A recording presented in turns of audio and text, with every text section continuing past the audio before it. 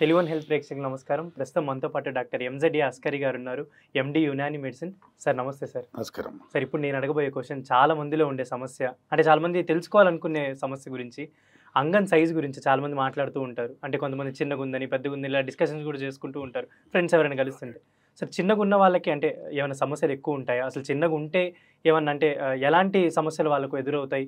అసలు అంగం సైజ్ పెంచుకోవచ్చా? ఇలా చాలా డౌట్లు ఉంటాయి అందరికీ. సో యునాని మెడిసిన్‌లో వాళ్ళకి మీరేమన్నా పరిష్కార మార్గాలు గానీ, చిన్నగా ఉందని ఫీల్ అయ్యే వాళ్ళకి మీరేమన్నా సలహాలు గానీ ఏమన్నా చెప్తారా సార్? తప్పనిసరిగా అమ్మా. మన తెలుగువారి ప్రేక్షకులకు మీ ఛానల్ ద్వారా సైజ్ గురించి చాలా అపోహలు ఉన్నాయి. ఇప్పుడు నీ ముక్కు పెద్దగా ఉండొచ్చు, నా ముక్కు చిన్నగా ఉండొచ్చు, ఇంకోటి ముక్కు పెద్దగా ఉండొచ్చు, చిన్నగా ఉండొచ్చు. ముక్కు ఎంత పెద్దగా ఉన్నా, ఎంత చిన్నగా ఉన్నా శ్వాస తీసుకోగలుగుతున్నాం కదా. అవును. రంధ్రాలు మాత్రం కరెక్ట్ ఉన్నాయి కదా. అవును. ముక్కు పెద్ద చిన్నది, ఇక్కడ అంగం పెద్దది చిన్నదని కాదు. అంగం ఎంత సైజు ఉంటే ఒక ఆడది ఒక స్త్రీ సుఖపడుతుంది అని ఒక టాపిక్. దీని మీద ఎన్నో సందేహాలు. దీనికి చక్కటి పరిష్కారం ఏంటంటే, దేవుడు యోనికి ఎలా సృష్టించాడంటే, ఇది యోని, ఇది అంగం. లోపల పెట్టాం కదా, 3 ఇంచులు ఉంటాయి. అంగం 3 ఇంచు, 1 2 3 ఇంచు, ఇది 1 ఇంచు, ఇది 1 ఇంచు, ఇది ఇంచు. ఒకవేళ 3 ఇంచులు ఈ లోపల పెట్టాం అనుకోండి, ఇంత దూరమే సెన్సిటివ్గా ఉంటుంది యోని.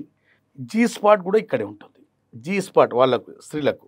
ఈ కిలిటోరిస్ పైన ఒక చిన్న బటన్లా ఉంటుంది, కెలైటోరిస్ అంటారు దీనికి. ఇక్కడ వాళ్ళకి రాపిడి చేస్తేనే వాళ్ళు సుఖపడతారు. 3 ఇంచులు ఉంటే మోర్ దాన్ ఎనఫ్. అంగం చిన్నగా ఉన్నప్పుడు కాదు, మెత్తగా ఉన్నప్పుడు 1 ఇంచు ఉన్నా పర్వాలేదు. స్తంభించాక 3 ఇంచులు ఉంటే మోర్ దాన్ ఎనఫ్, చాలు. ఒక స్త్రీ సుఖపడటానికి ఒక అంగం 3 ఇంచులుంటే చాలు. కాకపోతే ఆ అంగంలో ఆమె సుఖపడే వరకు గట్టితనం ఉండి తీరాలి. సెక్స్ చేసేటప్పుడు చాలామందికి అంగం పెద్దగా ఉన్నా కూడా నిలకడ ఉండదు. ఒకవేళ ఉన్నా కూడా వీర్యం తొందరగా వెళ్ళిపోవడం జరుగుతుంటుంది. ఎంత పెద్ద అంగాలు ఉన్నా కూడా ఆయుధం పెద్దగా ఉన్నా మ్యాటర్ లేదు. ఇప్పుడు సచిన్ టెండూల్కర్ కూడా చిన్నవాడు, ఆయన బ్యాట్ ఇంకా చిన్నది. చిన్న బ్యాట్తో ఎన్ని సెంచరీలు కొట్టాడు. ఇక్కడ మనం అంగం చిన్నగా ఉంటే ఆడే విధానం రాదు తప్ప, ఇంత పెద్ద బ్యాట్ ఉన్నా కూడా ఏం చేయలేకపోతే మ్యాటర్ లేనట్టే కదా.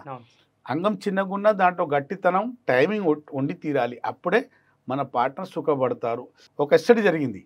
60 మంది స్త్రీల మీద సెక్స్ గురించి, అంగం గురించి అడిగారు. 60 మంది స్త్రీలకు ఒక స్టడీ సర్వే జరిగితే, మీకు మీ ఆయన అంగం పెద్దగా ఉంటే, అంటే మీ పార్ట్నర్ పెద్ద అంగం ఉంటే ఇష్టమా, చిన్నగా ఉంటే ఇష్టమా అని అడిగితే, దాంట్లో 58 స్త్రీలు అన్న మాట ఏంటంటే, మా ఆయన అంగం పెద్దగా ఉంటేనే మాకు ఇష్టం అన్నారు. ఆ 2% మౌనంగా ఉన్నారు, ఏం చెప్పలేదు. కానీ మళ్ళీ వాళ్ళకు క్వశ్చన్ అడిగారు. 58% స్త్రీలకు అడిగిన క్వశ్చన్ మళ్ళీ రెండో క్వశ్చన్ ఏంటంటే, ఒకవేళ మీ పార్ట్నర్ అంగం చిన్నగా ఉంటే మీరు దానికి ఏం సమాధానం చెప్తారంటే, వాళ్ళు ఏం చెప్పారంటే, మాతో హ్యాపీగా ప్రేమగా అవుతూ ఉంటే మాకు ఎలాంటి ఇబ్బంది లేదు అన్నారు. అంగం సైజ్ మ్యాటర్ చెయ్యదు అన్నారు. అంతే, సైజ్ కాదమ్మా ఇక్కడ.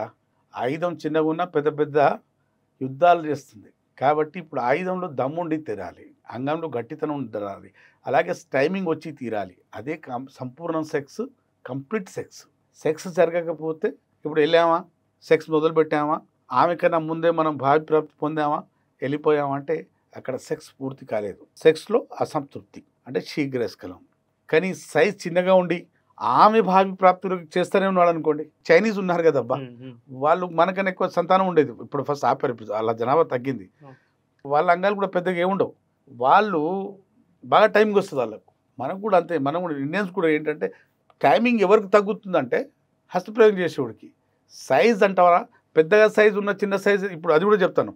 ఇప్పుడు చాలామంది మాకు అడిగేది ఏంటంటే, సార్ చిన్నగా ఉన్న అంగం పెద్దగా అవుతుందా అంటే, నేనేమంటాను, పుట్టుకతో ఇలా చిన్నగా ఉన్న అంగం పెద్దగా కాదు. పెద్దగా ఉన్న అంగము 6 ఇంచెస్ ఉన్న అంగము హస్తం ప్రయోగం వల్ల 4 ఇంచులు అది మళ్ళీ పెరుగుతుంది. దొడ్డుగా ఉన్న అంగము సర్కంఫరెన్స్ అంటారు దీనికి, గర్త్.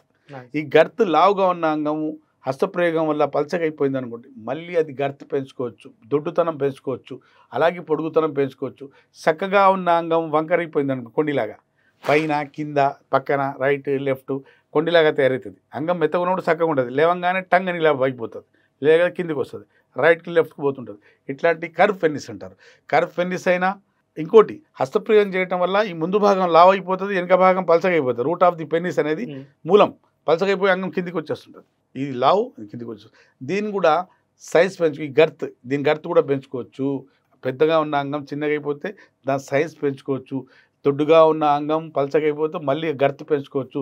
చక్కగా ఉన్న అంగము వంకర అయిపోతే దానికి చక్కగా చేసుకోవచ్చు.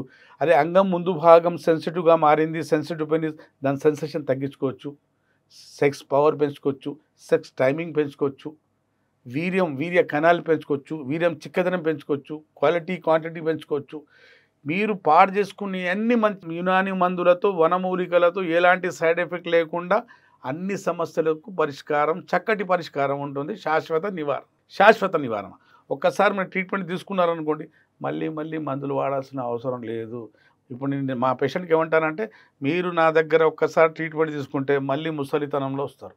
అప్పుడు ఎందుకు వస్తారంటే ఆండ్రోపాస్ సెక్జువల్ హార్మోన్స్ తగ్గుతాయి కాబట్టి ముసలితనంలో వృద్ధాప్యంలో నా దగ్గరికి వస్తారు, లేకుంటే రారు. మళ్ళీ బూతు సినిమాలు చూడటం, హస్తప్రయోగం చేయడం, వాకింగ్ ఎక్సర్సైజ్ లేకపోవటం, జీవితంలో మళ్ళీ నిద్ర లేకపోవటం అంటే మళ్ళీ సమస్యలు వస్తాయి. నా దగ్గర ట్రీట్మెంట్ తీసుకున్నాక నిరంతరంగా నేను ఏం చెప్తానంటే, వాకింగ్ ఎక్సర్సైజ్ దినచర్యలు పెట్టుకోండి, లైఫ్ స్టైల్ మార్చుకోండి, మళ్ళీ ఇట్లాంటి సమస్యలు రాకుండా ఉంటాయి. బూత్ సినిమాలు అస్తమానం చూడటం, బోర్లా పడుకోవటం, అప్సైడ్ స్లీపింగ్ అంటారు. ఇలా యునాని సైన్స్ ఏం చెప్తానంటే, బోర్లా పడుకున్న అంగస్థానం సమస్య వస్తుంది. బూత్ సినిమాలు చూసినా హస్తప్రయోగం చేసినా అంగస్థానం వస్తుంది. ఈ జనాలు ఎప్పుడు అంటారు, ఇప్పుడు బూత్ సినిమాలు చూస్తే ఏమవుతుంది సార్ అంటే హార్మోనల్ ఈడీ వస్తుంది.